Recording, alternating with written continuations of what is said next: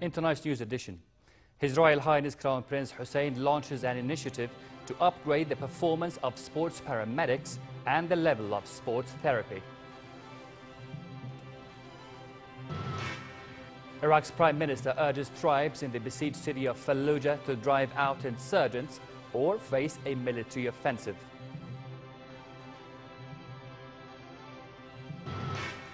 And South Sudan asks for talks with Sudan on deploying a joint force to secure southern oil fields.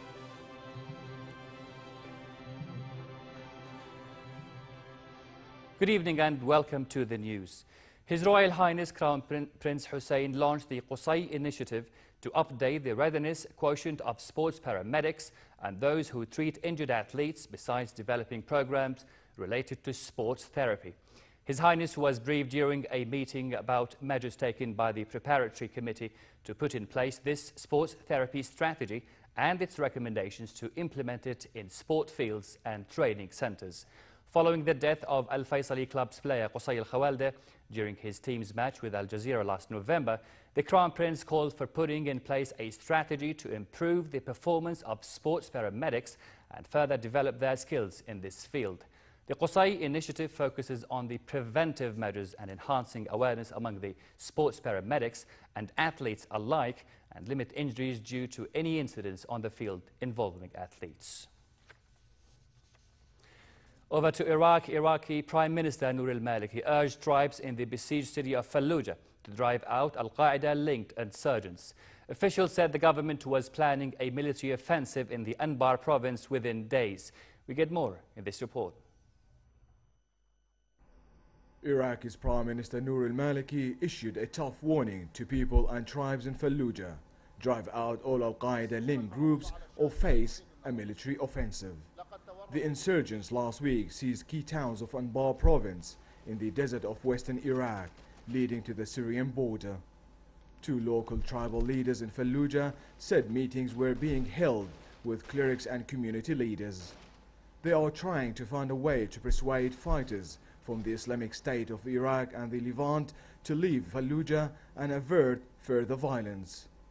A member of the council running Anbar province said security forces had regained control of another town, Ramadi, forcing militants to the east where they were holding out in mosques and homes. He said air raids would flush them out. Iraqi forces have shelled and launched multiple airstrikes against militants over the past week, while armed Sunni tribesmen from the area are fighting on both sides.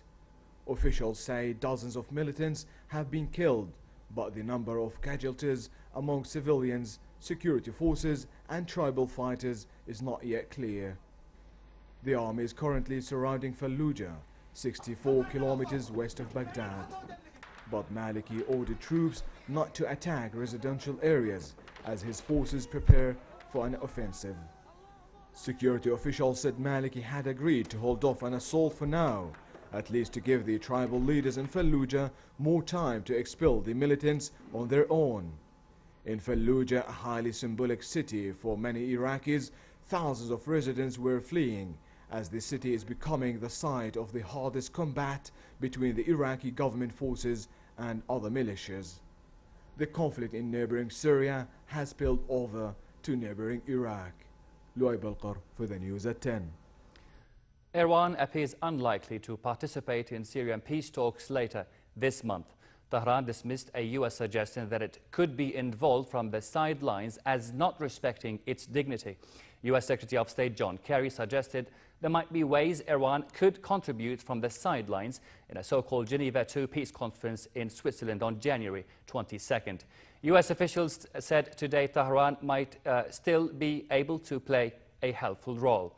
The Syrian National Coordination Body said the participation of Iran and Saudi Arabia at the forthcoming peace conference in Geneva was important if a political solution was to be found.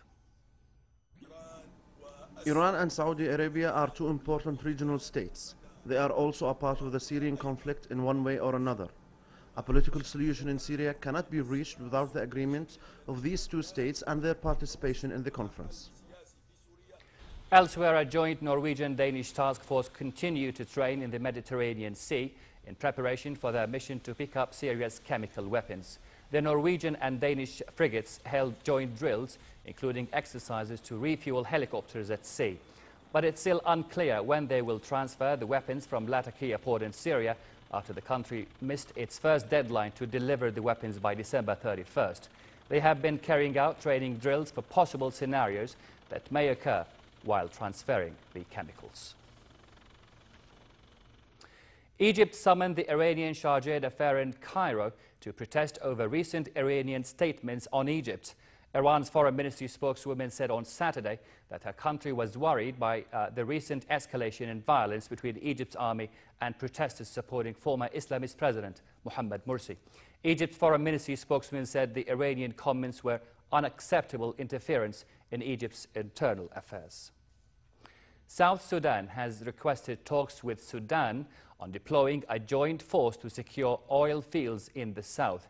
Sudanese President Omar Hassan al-Bashir met President of South Sudan, Salva Kiir, in a diplomatic effort to halt fighting in South Sudan. Here's more.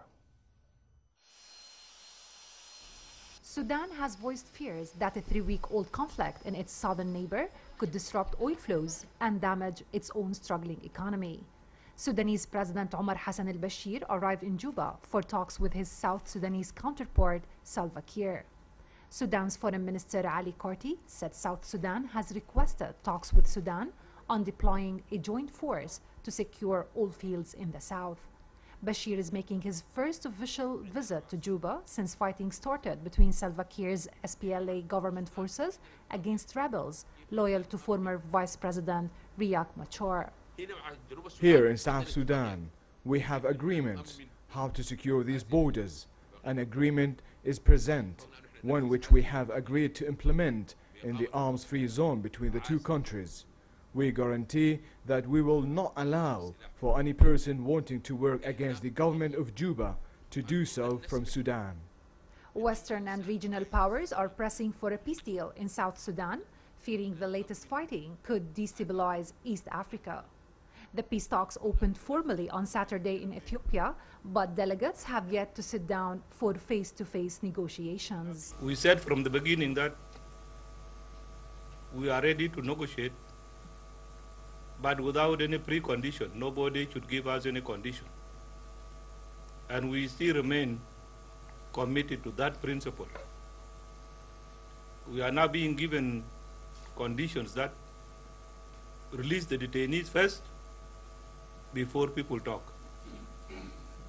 It is a condition that I will not accept. China, the biggest investor in South Sudan's oil industry, called for an immediate ceasefire in the world's newest state. The Chinese foreign minister said Beijing was deeply concerned by the unrest in South Sudan, which has killed more than 1,000 people and forced the government to cut oil production by about a fifth. He said China would do what it could to help restore stability in South Sudan and urged international powers to back the Ethiopian-led mediation efforts. The fighting is the worst in South Sudan since it won independence from Sudan in 2011. Hala Dababne for the News at 10. In Libya, 2 explosions targeting the courthouse in the Libyan city of Benghazi killed 1 guard and wounded 2 others working at the building. Local residents said the explosions came about 1 minute apart, both targeting the guards' quarters. Following the explosion, police and army officials were seen at the site of the blast. However, officials refused to comment until all investigations into the incident were completed. Over the past 2 years, explosions, car bombs and assassinations have become a common occurrence in Libya. Thousands of African migrants protested outside Western embassies in Tel Aviv, demanding the release of hundreds of compatriots jailed by Israel in a desert facility under a new open-ended detention law. The crowd packed a Mediterranean beach front road across from the U.S. Embassy, chanting freedom and no more prison. Protesters also marched to the French, Italian, British, Canadian and German embassies. They handed over letters appealing for international support against Israel's detention policy toward migrants it sees as illegal job seekers. 3 weeks ago, Israel's parliament approved the law permitting authorities to detain migrants without valid visas indefinitely. The measure has been condemned by critics as a violation of human rights. Some 60,000 migrants, largely from Eritrea, Sudan, have crossed into Israel across the border with Egypt since 2006. Prime Minister Benjamin Netanyahu said he views the presence of many of the African migrants as a threat to Israel's Jewish social fabric. Back here at home, police referred a gang of 4 men to the State Security Court prosecutor. The gang members were arrested by criminal police, facing charges of vehicle theft, intimidation and other offences. The Public Security Department said a joint force of police and the gendarmerie had arrested the group during a security campaign and had confessed to forming a gang that carried out a series of criminal acts, including car thefts and armed robberies. It said the suspects were facing charges of stealing over 150 vehicles, possessing automatic arms and attempting murder.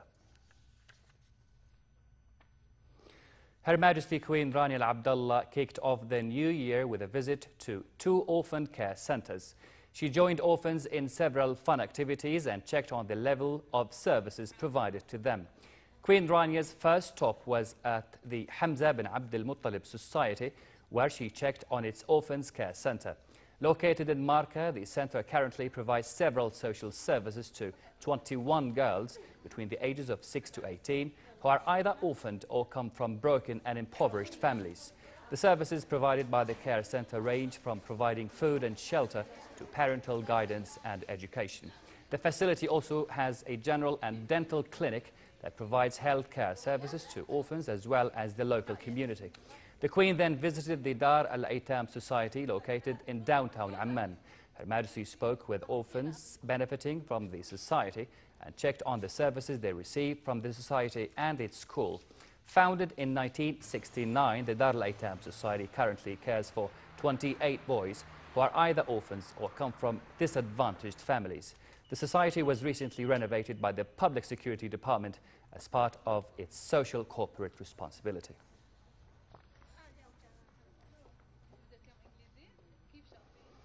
A celebration was held at the baptism site in the Jordan Valley to inaugurate the Beit Ibra Lutheran Church.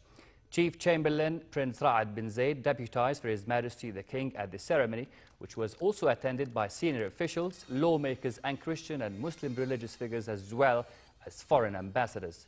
Bishop of the Evangelical Lutheran Church in Jordan and the Holy Land, Munib Yunan, thanked the Jordanian people and government for their efforts to protect Christians and churches in the kingdom at a time churches had been attacked and destroyed in other countries in the region. The church, the bishop said, had closely linked the baptism site with Jerusalem at one of the most important moments in the life of Jesus. He said the baptism site should be one of the 3 main destinations for Christian pilgrims. Minister of Labour and Tourism Nidal Qatamin, Deputy Chairman of the Baptism Site Board of Trustees, said Jordan hosts pilgrims from all over the world at the religious site as an expression of peaceful coexistence and tolerance among the various faiths.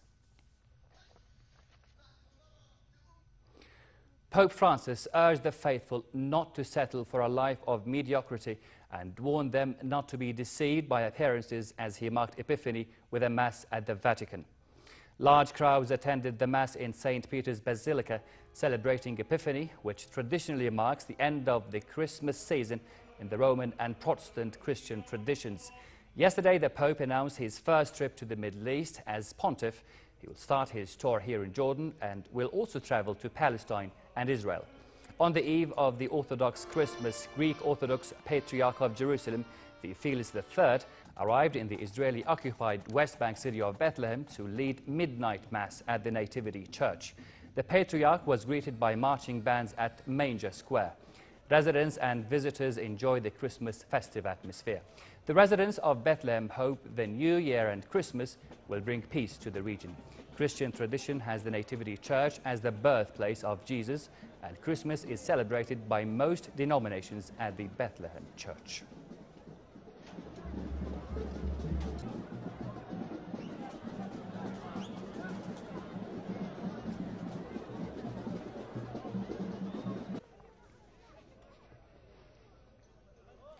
Parts of the United States and Canada are braced for potentially record-breaking low temperatures as severe weather struck North America. Schools have been closed in several U.S. states, and residents were urged to stay indoors for their own safety. Here's more. The Midwestern United States shivers under the region's lowest temperatures in 2 decades. A blast of Arctic air gripped the midsection of the United States, bringing the coldest temperatures. Business and schools were forced to close as the cold spell caused widespread airline delays and hazardous driving conditions. Officials in Chicago and other districts said schools would be closed today. Forecasters warned the frigid temperatures could be life-threatening, and the mayor of Indianapolis echoed that sentiment. This weather combination that we're seeing right now with all of the snow and the cold is unlike anything that we've seen in decades in this area. And I can't emphasize that enough. The cold really scares me. And as such that we will have temperatures that are potentially deadly or certainly life-altering temperatures. Experts warn that in weather that cold, frostbite can sit on uncovered skin in a matter of minutes. Icy conditions snarled travel across the Midwest, and thousands of flights were cancelled or delayed. The mayor of St. Louis warned drivers for caution. This is a dangerous storm. Driving conditions range from difficult to impassable. So our advice to everyone is to, please stay off the streets if you can. According to the National Weather Service, the coldest temperature reported in the lower 48 states was -40 Celsius in the towns of Babbitt and Embarrass, Minnesota. Between 15 to 30 centimeters of snow was predicted from Chicago to Detroit, while icy sleet and rain was forecast for much of the Northeast, where a brief thaw was forecast before intense cold returned. Hibal Atoum for the news at 10.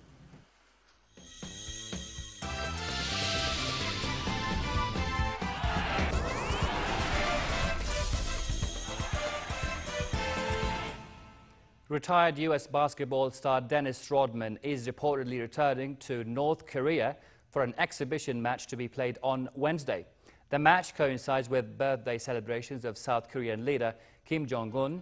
Rodman will lead a team of former National Basketball Association NBA stars for the game in Pyongyang.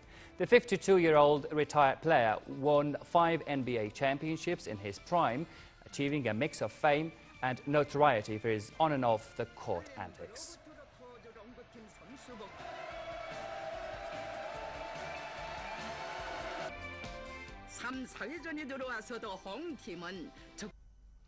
And over to Bolivia, where authorities held security drills as the country prepares to host part of the 2014 Dakar Rally's route. Hotels are fully booked as Bolivia becomes the 28th country visited by the race for the first time ever, with the 2014 edition marking the 6th version of the race in South America. Camping sites have also been set up by authorities to deal with the extra flow of tourists to the area. The rally will pass through Salar de Uyuni, which is the world's largest salt flat at over 10,000 square kilometers. The race started yesterday in the Argentine town of Rosario and will continue on to Valparaiso, Chile. Finally, cold tonight with frost expected in most regions, including the northern Jordan Valley, while winds will be southeasterly brisk. Tomorrow, cool weather is forecast in most regions and fair in the Jordan Valley with southeasterly fresh winds. The Gulf of Aqaba should expect a cool night and fair conditions tomorrow with northerly moderate winds and calm seas. Next are the lows and highs for tonight and tomorrow.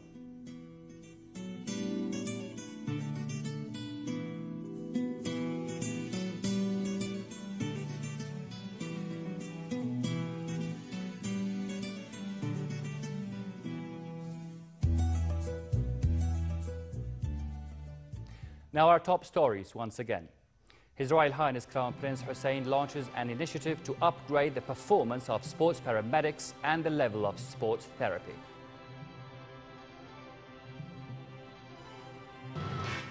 Iraq's Prime Minister urges tribes in the besieged city of Fallujah to drive out insurgents or face a military offensive.